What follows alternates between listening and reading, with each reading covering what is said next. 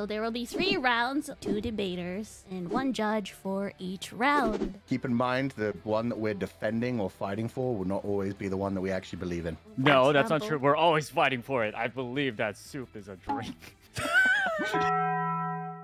Can Millie stand up and make their case, please? Okay, I believe that taking a shower in the morning is better than showering at night because at night you have sex and after sex you're sweaty. So showering takes off everything. Why don't you shower after you have sex? Because you want your lover's sweat to be... And other fluids. Order in the court! Order in the court! As judge, I have to say, what the fuck?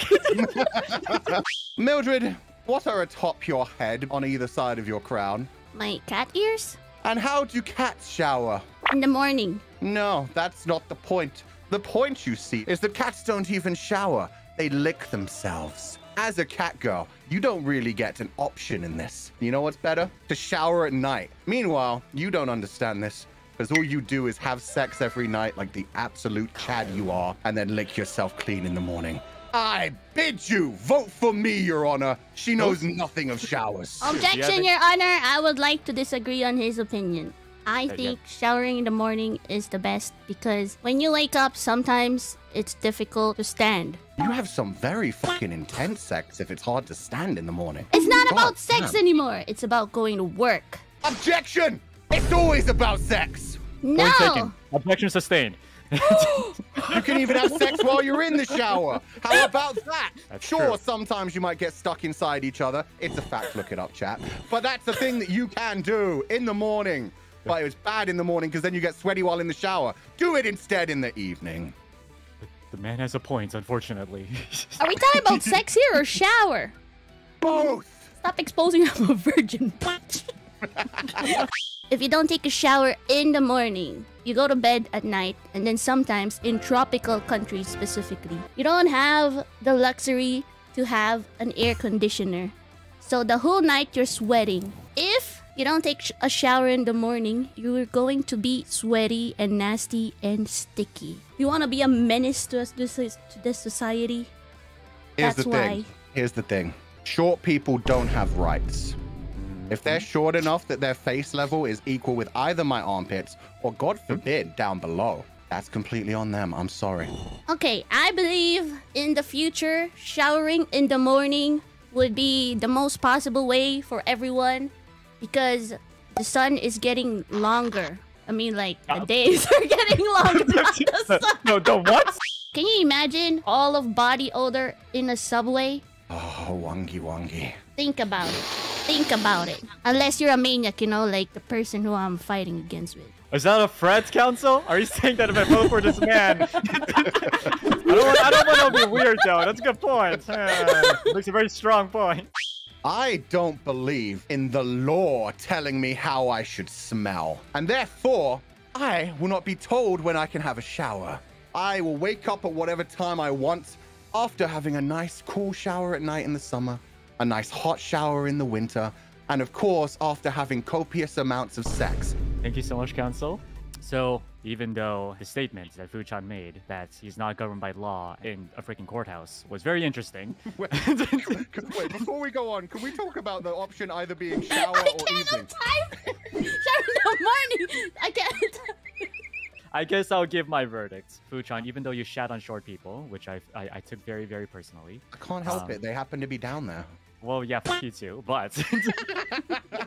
I have to say, Millie, that I have to agree with Fu-chan on this one because... Only because copious amount of sex sounds like a lot of Riz, and he does seem to have a lot of Riz. So he wins with Riz. Millie, come back with more Riz, and I maybe vote for you next time. Members of the jury, as you can see, these lawyer robes actually make me look like a Count Dracula with my eyes black and red. Today, we have a defendant and an offendant. I don't remember what the offendant is called. You may now begin your opening statements, and remember, your lives are on the line. There shall go first, for he is the prettiest. All right, give me 1 second.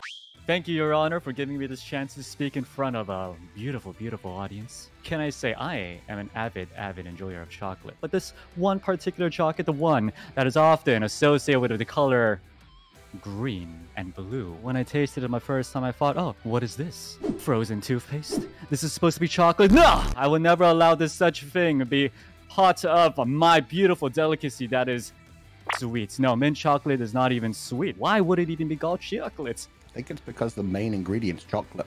No. That's not what makes chocolate chocolate, Your Honor. Chocolate is made with hopes and dreams and a lot of tastiness.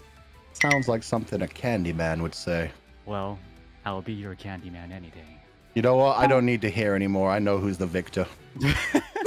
Millie, you ready for your opening statement? Yes, Your Honor. All right, everyone. Thank you for coming. And I would just like you to imagine a hot summer day and would like to have some refreshments. What would be the first thing that you would think of? Mint and chocolate that are really good and popular. That's two things. What? You said first thing. That's two things. I can't English. Anyway, so two flavors. Fair point. Fair point. Why do you brush your teeth, Ver? Think about it. You like the taste of mint, right? Why not? I bet when you were a kid, you wanted to consume the toothpaste. But your parents told you, no, you can't consume it. It's bad for your throat. Now, you have an ice cream. And you could use that ice cream flavor as believing in your childhood dreams of swallowing the toothpaste. You know, though, as a kid, I had this chocolate toothpaste thing. It tasted just like milk chocolate. Here's the thing, though. Do you know why toothpaste these days are very minty? It's because, Your Honor, if it was chocolate toothpaste, you would want to swallow it, and that won't be good for you. But because it's mint, you don't want that anywhere near your stomach. You don't want to be eating that. You want to spit that out as soon as possible. That's why they make it minty. Your rebuttal? Just the fact that you admitted that you like to eat your chocolate toothpaste when you were a kid already says a lot. I never ate it. I just tasted good.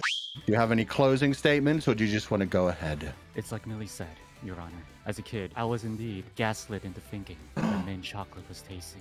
But the truth is, Your Honor, all we want is the milky, chocolatey sweet goodness. I don't want frozen toothpaste, Your Honor. Please rectify this right now so that the children of our future don't go for the same fate that we did, Your Honor. I beg of you. Thank you for your dramatic closing statement, Defender. Yeah, I'm sorry. I don't know. I'm an offender. I don't know what. Back then, one of the things that makes a kid happy is brushing their teeth. When I was a kid, Wait, what? I was given money whenever. What?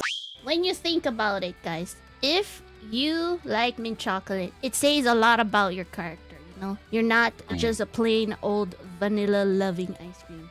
It means you're conventional, you're creative, you think outside the box, and you like it. Objection, Your Honor. There's nothing wrong with loving vanilla. I don't like want to everything hear in vanilla. about your sexual preferences. What are you talking about, Your Honor? Well, very interesting. On the one hand, we have Ver, who does not like mint chocolate because it reminds him of toothpaste. On the other, we have Mildred, who loves mint chocolate. Okay, but continue. here's the bigger thing. Ver has sworn by the fact that he is the sweetest man in the world. And as a vampire, I am very interested in that. Therefore, my decree is, Millie has won this debate. And Ver, you shall be taken to my offices and drained of your sweet, sweet, chocolatey, syrupy blood. I will see you in my chambers soon. I'm okay with this decision, Your Honor. Okay, let me do my opening statement. I think that outfit's a bit too big on you. Yeah, you better get it. There's no size available for me. Anyway, we will have the most popular argument of all time. Which one does come first? The chicken or the egg? Okay. You see, Your Honor, as a studied chickenologist, I know for a fact that the chicken came before the egg. After all, how would an egg even learn how to be a chicken if there hadn't been a chicken first to teach it how to chick? I rest my case. What?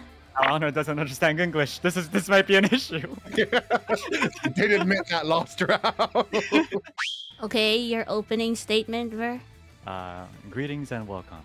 I would like to point out that everything has a beginning. People used to be sperm and an egg that was met together through hot, sweaty sex. True. And the same goes for the chicken.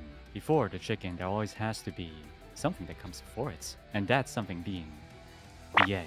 Now you might be asking, well then, obviously if there's an egg, then something must have had hot, steamy sex before that egg came out, right? No, wrong! The first chicken egg was not actually from a chicken. It was from a bird that had smoked too much copium and thought itself a chicken. And it met another bird with similar tastes. I want our kids to not be able to fly and yet be able to make many, many different eggs. Would you like to make that dream come true through hot, steamy, avian sex? Hot, steamy sex. What? Then tell me this, defendant. The conception of that chicken egg involved two birds that were not chickens having hot, steamy sex. But then the egg was conceived, and the egg grew up into a chicken. What did the chicken do? The chicken had to have hot, steamy sex with another chicken. You never heard of You know incest? what? No, I'm not arguing that. What I'm arguing is the egg didn't come. The chicken came. The chicken came inside another chicken. And that's how we got even more chicken eggs. I rest my case. Thank you very much. Your Honor, objection! The attacker. The offensive one. I think as the judge, I have my verdict. This round... Verdict. No, that's what's coming later. Oi, oi, oi! This round, for me at least, clearly is a landslide because the other one has been role-playing as a connoisseur chicken. Thus, this one goes to Mr. Vermillion. Thank you for your verdict. You're welcome. Yeah!